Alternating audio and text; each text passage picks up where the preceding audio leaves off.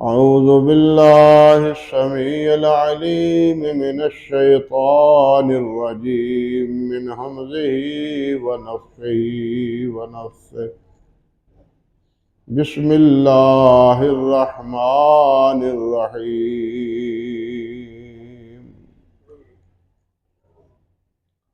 قالوا ربنا أمتنا سنتين وأحييتنا سنتين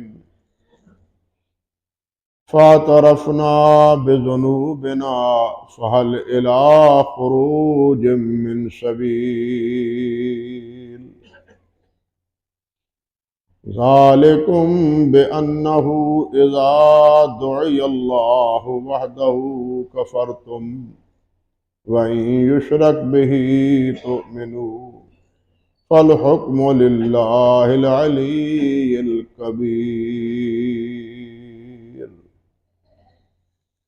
سبحان ربك رب العزة عما يصفون وسلام على المرسلين والحمد لله رب العالمين۔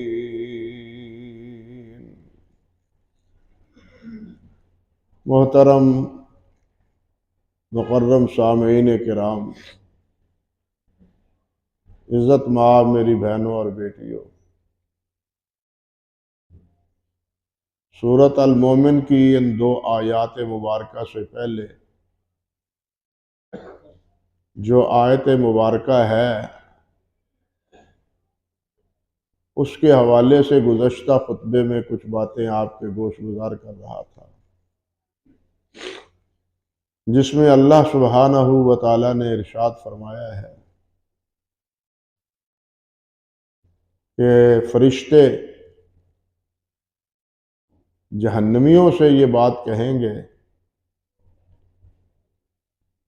کہ تم بڑے نالاں ہوتے تھے، غصے میں آتے تھے، آپے سے باہر ہو جاتے تھے جب تمہیں ایک اللہ وحدہ لا شریک کی طرف دعوت دی جاتی تھی، تمہیں کہا جاتا کہ ایک اللہ پر ایمان لاؤ، مگر تم انکار کی راہ اختیار کرتے، ایک اللہ کی عبادت کے لیے وہ آمادہ نہ ہو۔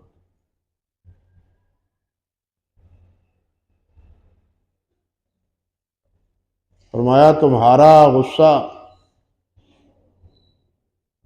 تو رہا ایک طرف، لیکن دیکھ لو کہ تمہارے اوپر تم سے بھی زیادہ غصہ اللہ سبحانہ و تعالیٰ کو ہوتا ہے، اللہ تم سے زیادہ ناراض ہوتے ہیں کہ تم میرا بھی حکم رد کر دیتے ہو اور میرے نبی کا حکم بھی رد کر دیتے ہو۔ جو کتاب میں نبی کی طرف بھیجتا ہوں اس کتاب کی بھی تم پرواہ نہیں کرتے۔ فرشتے کہیں گے دنیا میں تم کو بہت غصہ آتا تھا، آج ہم تمہیں بتلاتے ہیں کہ تمہارے غصے سے زیادہ اللہ تم پر نالاں ہوتے تھے۔ ہمیں یہ بات ہمیشہ ذہن میں رکھنی چاہیے کہ اللہ سبحانہ و تعالیٰ کی نافرمانی اور بالخصوص وہ نافرمانی جو کبائر میں شمار ہوتی ہے، بڑے بڑے گناہوں میں شمار ہوتی ہے، وہ اللہ سبحانہ و تعالیٰ کی بڑی ہی ناراضگی اور اللہ ذوالجلال والاکرام کے غصے کا باعث بنتی ہے۔ ہم تو لاپرواہی سے وہ عمل کر جاتے ہیں، کوئی پرواہ نہیں ہوتی، بلکہ کئی دفعہ اپنی بے خبری اور جہالت کی وجہ سے کہتے ہیں ہمیں کون دیکھنے والا ہے، مگر ہم بھول جاتے ہیں کہ عرش پہ اللہ رب العزت ہر ایک کو دیکھ رہا ہے۔ اس کی نگاہ سے کوئی مخفی نہیں ہے، ہر چیز اس کے سامنے عیاں اور ہر چیز اس کے سامنے ظاہر۔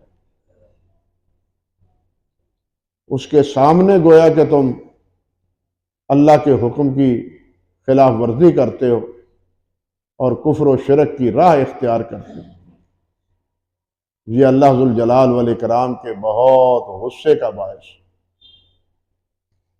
اللہ اکبر کبیرہ، اللہ اکبر کبیرہ۔ اس اگلی آیت میں اللہ نے پہلے فرمایا قالوا ربنا امتنا سنتین، وہ جہنمی کہیں گے کہ یا اللہ تو نے ہمیں 2 بار مارا اور 2 بار زندہ کی، فاعترفنا بذنوبنا، ہم اپنے گناہ کا اعتراف کرتے، اپنی غلطی کا اقرار کرتے، فہل الی خروج من سبیل، کیا یہاں سے نکلنے کی کوئی سبیل ہے، کوئی راستہ ہے، کوئی ذریعہ ہے؟ اللہ اکبر۔ ذالکم بانہ اذا دعی اللہ وحدہ کفرتم، اس وقت یہ کہا جائے گا کہ یہ جہنم میں تم اس لیے ہو کہ جب تمہیں ایک اللہ وحدہ لا شریک کی طرف بلایا جاتا تھا تو کفر کرتے تھے، انکار کرتے تھے، مانتے نہیں۔ وَإِن يُشْرَكْ بِهِ تُؤْمِنُوا، اور اگر اس کے ساتھ کسی اور کو شریک ٹھہرایا جاتا، بنایا جاتا یا اس کی بات کی جاتی تو تؤمنوا، تو تم اس کا اقرار کرتے، ہاں ہاں یہ بڑی پہنچی ہوئی ہستی ہے، یہ بڑے بزرگ ہیں، بات ہوئی نا، حقیقت کو مان لیا گیا نا، پھر تم خوش ہوتے، پھر تم ایمان لاتے، پھر تم بات کو مانتے۔ فالحکم للہ العلی الکبیر، لیکن آج حکم اس ہستی کا ہے جو سب سے اوپر ہے اور سب سے بڑا، جس کے حکم کو کوئی ٹال نہیں سکتا، کوئی رد نہیں کر سکتا، جس کے حکم کی کوئی خلاف ورزی نہیں کر سکتا، آج اس کا حکم چلے گا، اور تم یہاں جہنم میں اپنی کرتوتوں کی وجہ سے جہنم میں جلو گے۔ یہ ہے ان دونوں آیات کا خلاصہ۔ اب آئیے ذرا ان الفاظ کی طرف۔ یہ جو یہاں اللہ سبحانہ و تعالیٰ نے ارشاد فرمایا ہے کہ وہ کہیں گے کہ اے ہمارے رب،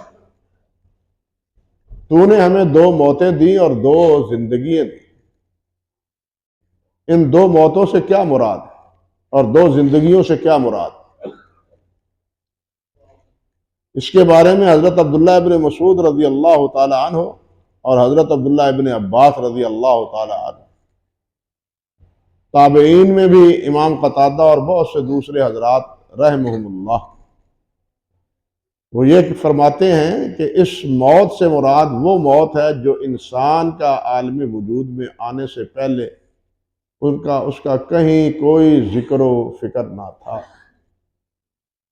یعنی گویا جو اس کے لیے عدم کی زندگی تھی، عدم کی زندگی تھی، کوئی زندگی تھی ہی نہیں، اس کو موت سے تعبیر کیا ہے۔ اور 2 حیاتیں کیا ہیں؟ ایک وہ جو دنیاوی حیات، اور دوسری وہ جو دوسری موت کے بعد پھر قیامت کے دن زندگی ہو۔ راجح تفسیر یہی ہے۔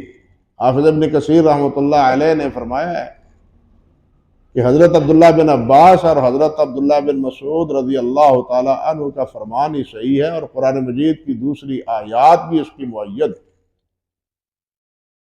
بعض حضرات نے اس کی اور تعویلیں بھی کی ہیں،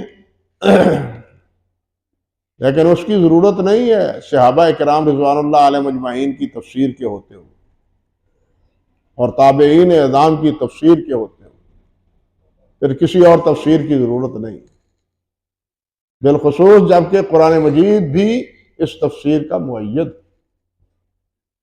اللہ سبحانہ و تعالیٰ نے فرمایا ہے پہلے پارے ہی میں، کیف تکفرون باللہ وکنتم امواتا فاحیاکم ثم یمیتکم ثم یحییکم ثم الیہ ترجعون، وہاں بھی یہی بات ارشاد فرمائی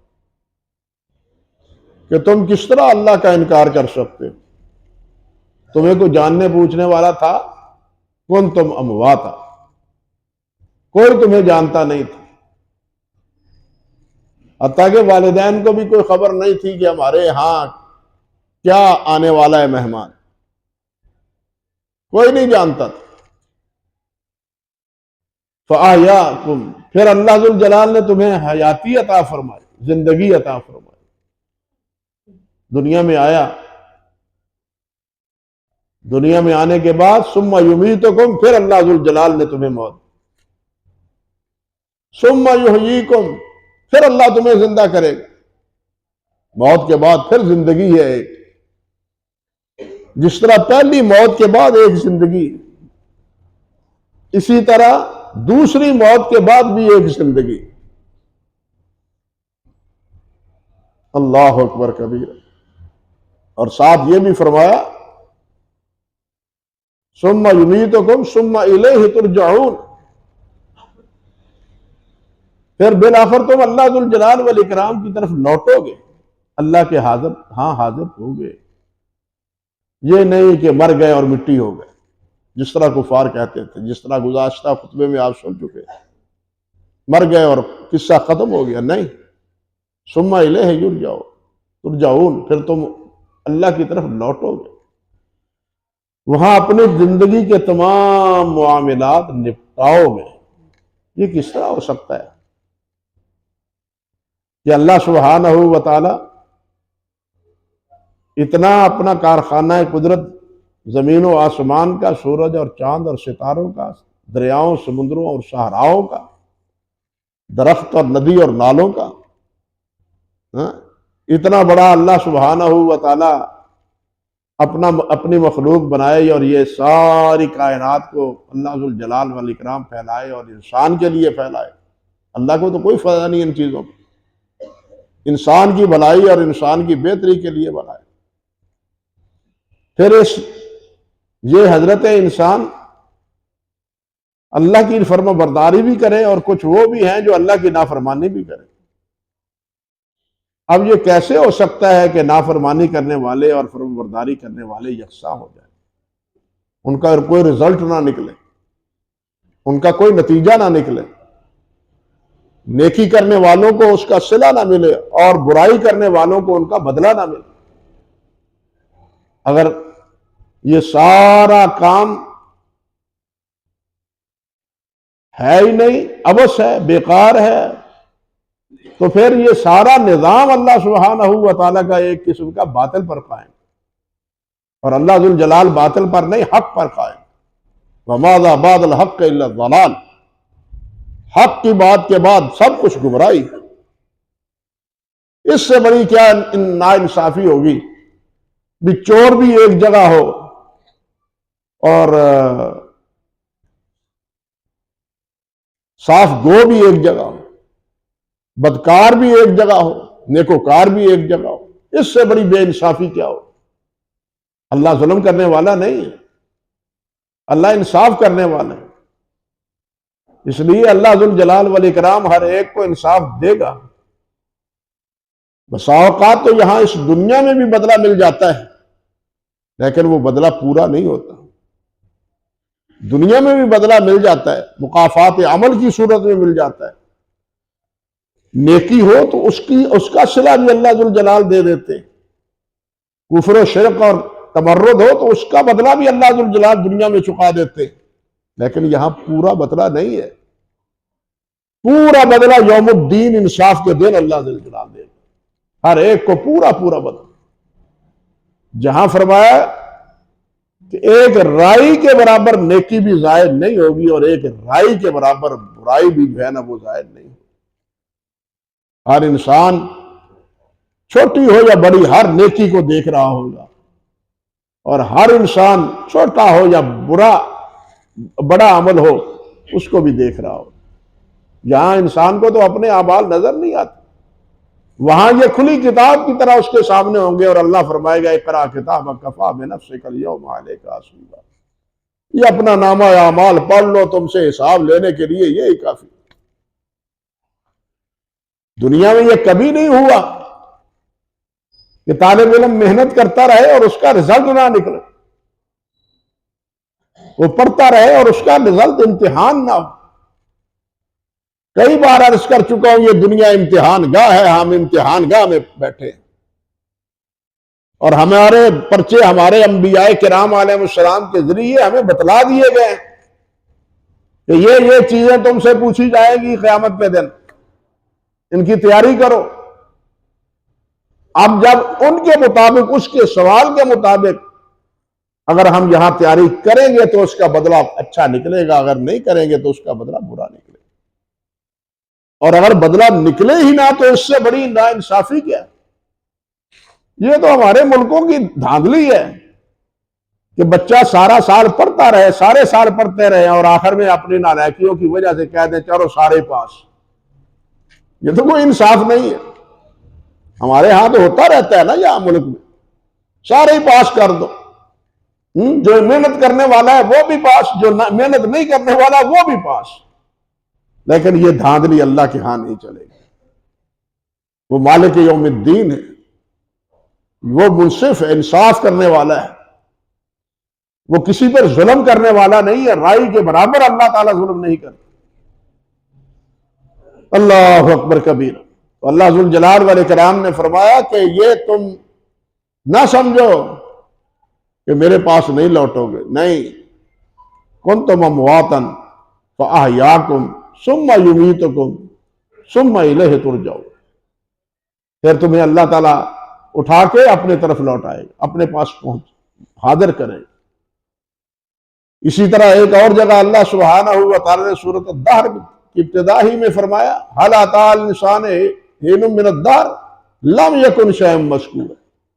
کیا انسان کا ایک وقت بہت طویل نہیں گزرا جس وقت کے بارے میں اس کو کچھ پتہ ہی نہیں تھا کہ اس وقت کیا ہے، اس کا کہیں کوئی ذکر فکر تھا ہی نہیں۔ فرمایا لم یکن شیئا مذکورا، کوئی چیز ذکر شدہ نہ تھی۔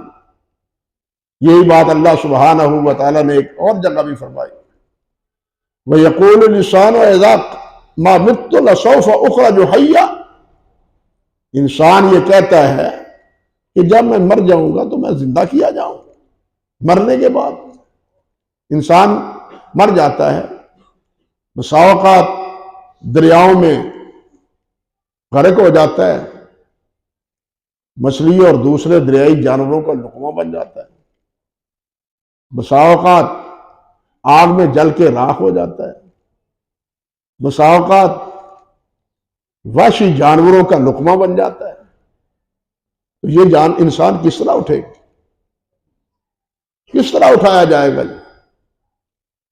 یہی وہ عقل کے اندھے تھے جو اللہ رب العزت کے سامنے اپنی عقل کی بنیاد پر اللہ کے ہاں حاضر نہ ہونے پر یہ محالات تصور کرتے تھے۔ یہ کیسے ہو سکتا ہے؟ گزشتہ خطبے میں عرض کر رہا تھا نا کہ اس نے ہڈیاں لے کے آیا قبرستان سے اور اس کو اپنی انگلیوں میں مسلا، اس کی راکھ کو نیچے بکھیرا، تو کہنے لگا یہ کیا بات ہے کہ محمد کہتا ہے کہ اس راکھ کو دوبارہ اٹھایا جائے گا، جس طرح کہ سورہ یاسین کے آخر میں اللہ سبحانہ و تعالیٰ نے فرمایا۔ اللہ فرماتے ہیں وَيَقُولُ الْإِنسَانُ وَإِذَا مَا مِتُّ لَسَوْفَ أُخْرَجُ حَيًّا۔ فرمایا اولا یذکر الانسان انا خلقناہ من قبل ولم یک شیئا۔ انسان کو یہ سمجھ نہیں آتی کہ اس کا ذکر پہلے کوئی تھا، اس کا کوئی نام لینے والا تھا، اسے کوئی جاننے بوجھنے والا کوئی تھا، لیکن اس سے پہلے میں نے پیدا کیا ہے۔ جو عدم سے وجود میں لا سکتا ہے اور لانے پہ قادر ہے، وہ مرنے کے بعد دوبارہ زندہ کرنے پہ قادر کیوں نہیں؟ فرمایا فَوَرَبِّكَ لَنَحْشُرَنَّهُمْ وَالشَّيَاطِينَ ثُمَّ لَنُحْضِرَنَّهُمْ حَوْلَ جَهَنَّمَ جَثِيًّا۔ ہم ان کا تمرد اور ان کا تکبر سارا پاش پاش کر دیں گے جبکہ جہنم میں یہ گھٹنوں کے بل گرے ہوئے ہو، اللہ اکبر کبیر. یہ تو تم سمجھتے ہو کہ اللہ سبحانہ و تعالیٰ نے ہمیں پیدا کیا. تم بتلاؤ کہ پہلی بار پیدا کرنا مشکل ہے یا دوبارہ پیدا کرنا مشکل ہے؟ دوبارہ پیدا کرنا کیا مشکل ہے؟ پہلی بار تو انسان مشکل پہ ہوتا ہے. کوئی چیز بھی تخلیق کرے، کوئی چیز بھی پیدا کرے، بنائے، نقشہ بنائے، مکان بنائے، پہلی بار تو وہ مشکل ہے. لیکن دوبارہ اس کو اسی نقشے پر یا اس سے بہتر نقشے پر اس کو تیار کرنا، یہ اس کے لیے مشکل نہیں. لیکن ان عقل کے اندوں کو یہ عقل بھی نہیں آتی تھی کہ جب ہم پہلے نہیں تھے اور اللہ نے پیدا کیا ہے تو دوبارہ وہی ہمیں پیدا کرنے پر قادر ہے، اس کے لیے کوئی مشکل نہیں. اِنَّهُ اِذَا أَرَادَ بِشَيْءٍ أَن يَقُولَ لَهُ كُن فَيَكُونُ. اس کا تو فیصلہ اور حکم چلتا ہے. کسی چیز کے ہونے کے بارے میں جب فیصلہ فرما دیتا ہے تو کہتا ہے کون ہو جاتا ہے، انہونی ہو جاتی. آپ کہتے ہیں کہ پانی ہمیشہ اپنا بیلنس برابر رکھتا ہے. پانی کا بہاؤ ہو نا تو اپنا بیلنس برابر رکھتا ہے. ایک جگہ گڑھا ہے، ایک جگہ ہموار ہے. گڑھے میں بلا شبہ پانی زیادہ ہمیں نظر آتا ہے، لیکن بحیثیت برابری کے دونوں جگہ یہ نہیں کہ گڑھے میں پانی ابھرا ہوا ہو زیادہ ہونے کی وجہ سے اور دوسری جگہ نشیب کی جگہ پانی جو ہے نا وہ کم. وہ ہماری نظروں میں کم ضرور ہے لیکن اپنی سطح ان کی اوپر کی کیا ہے وہ برابر. یہ نہیں کہ اس کی اونچی اور اس کی ایسی. لیکن دریا موسیٰ علیہ السلام جس سے گزرے تھے اس کے پانی کو اللہ ذو الجلال نے ٹھہرایا یا نہیں ٹھہرایا؟ سطح تو وہاں وہ برابر نہ رکھی اس نے. اب چلتے ہوئے دریا کو ٹھہرا دیا کہ یہاں تم نے ٹھہرنا ہے، آگے نہیں بڑھنا. یہ قدرت کامل کس میں ہے؟ صرف اللہ وحدہ لا شریک. کہ چلتے دریا جو ہموار صورت میں ہوتے وہ ٹھہر جاتے ہیں اور درمیان میں انسان گزرے جا رہے ہیں، ہزاروں کی تعداد میں گزر رہے ہیں. اور جو ہی وہ گزرتے ہیں دوسرا لشکر آتا ہے تو یہ پانی پھر چل نکلتا ہے اور ان کو برباد کر دیتا ہے، بہا کے لے جاتا ہے. یہ ساری قدرت کس میں؟ اللہ وحدہ لا شریک. اللہ اکبر کبیرہ. تو اللہ رب العزت نے فرمایا وَلَمْ يَكُ شَيْءٌ فَوَرَبِّكَ لَنَحْشُرَنَّهُمْ، تیرے رب کی قسم ہم ان کو ضرور اٹھائیں گے.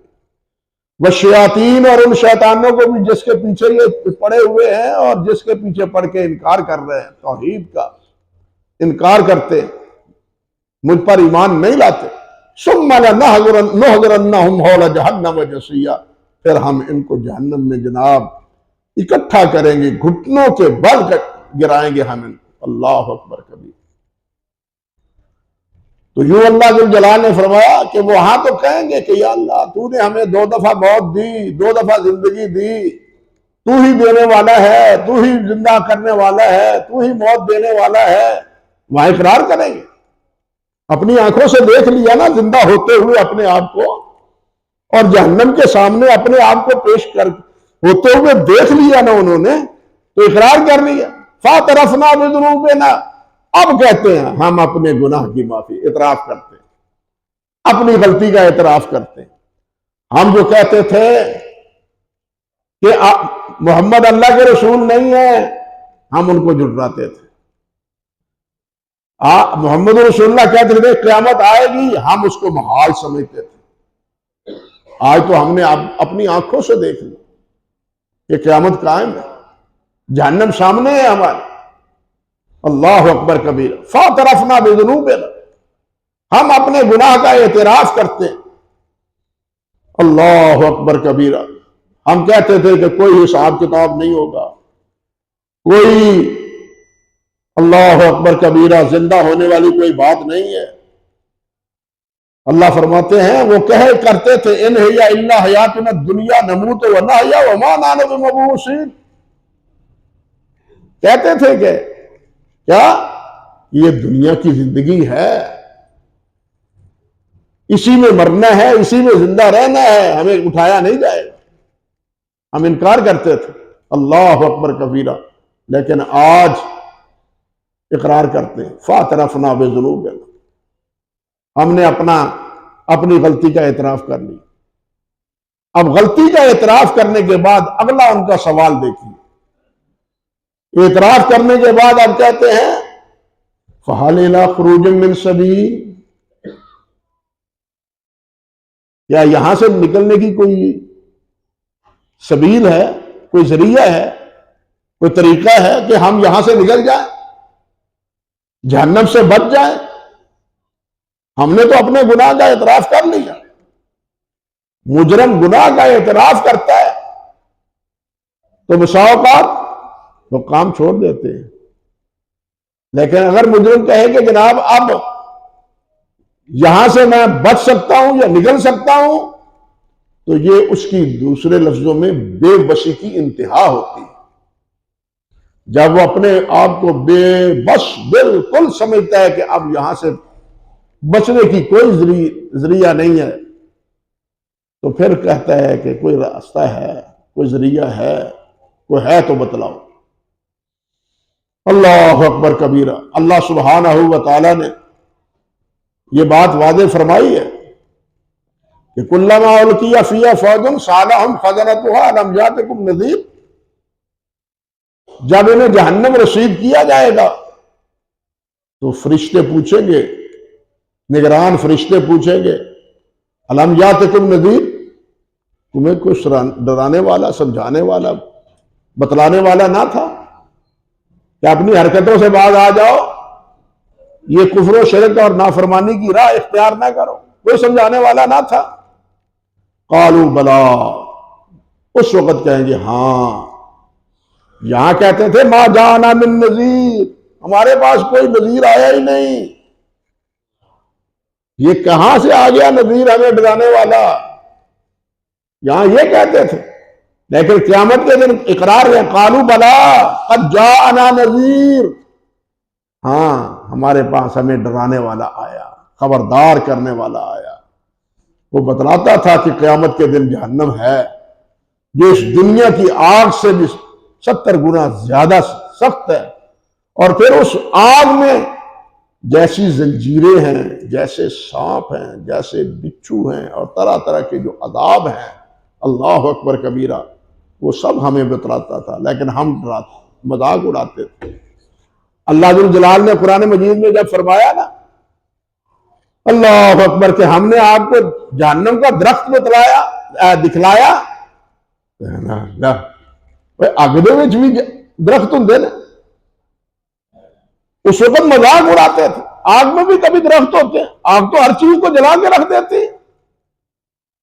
ان بدقسمت کے ماروں کو علم ہی نہیں تھا کہ جس مالک نے آگ جلائی ہے وہ اس آگ میں درخت کو بھی پیدا کر سکتا ہے، اس کے لیے کوئی مشکل نہیں۔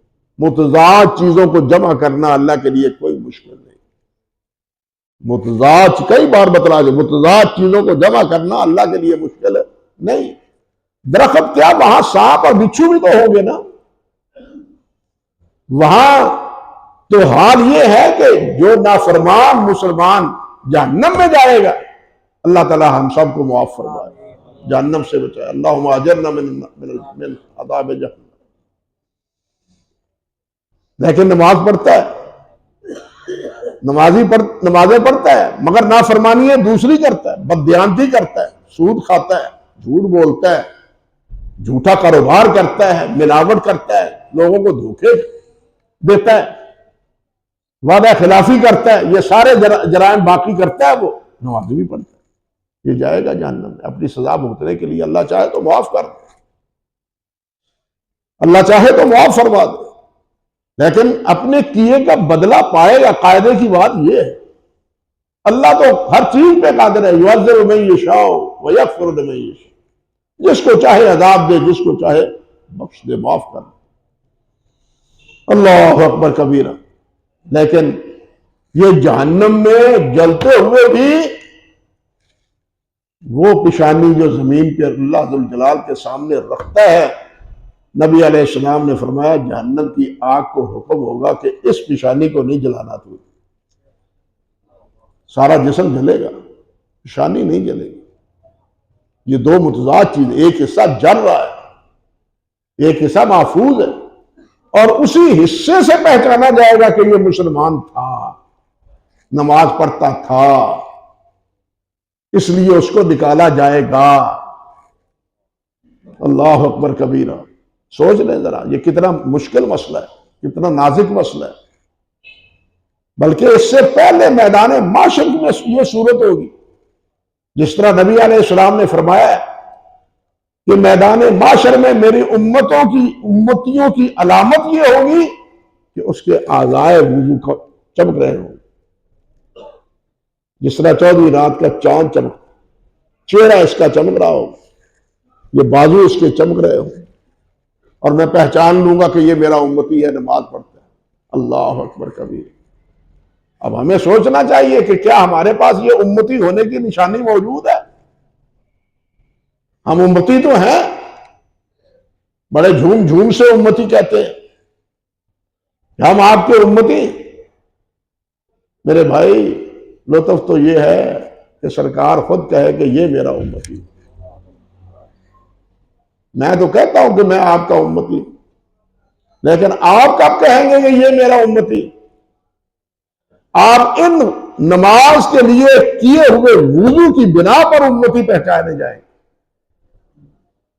لیکن ہم نماز ہی نہ پڑھیں اور کہیں ہم تو بخشے بخشائے ہیں، ہم تو امت مرحومہ ہیں، ہم پر تو رحم ہوگا، یہ ساری احادیث مبارکہ کے خلاف۔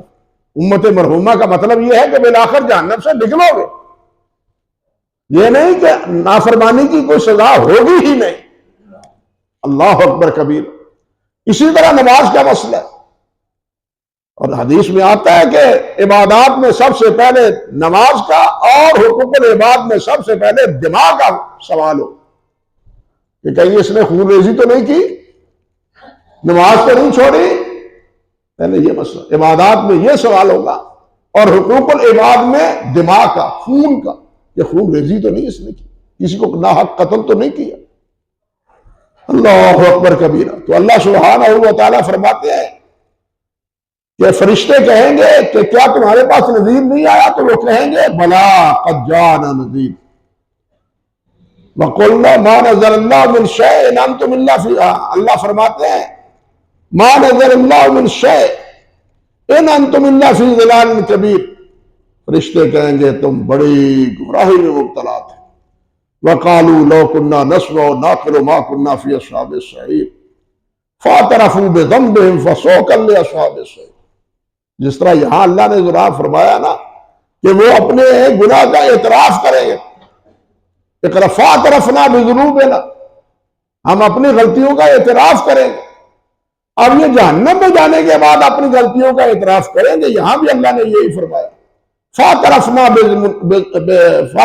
بذنبهم فسوقا لاصحاب السعیر۔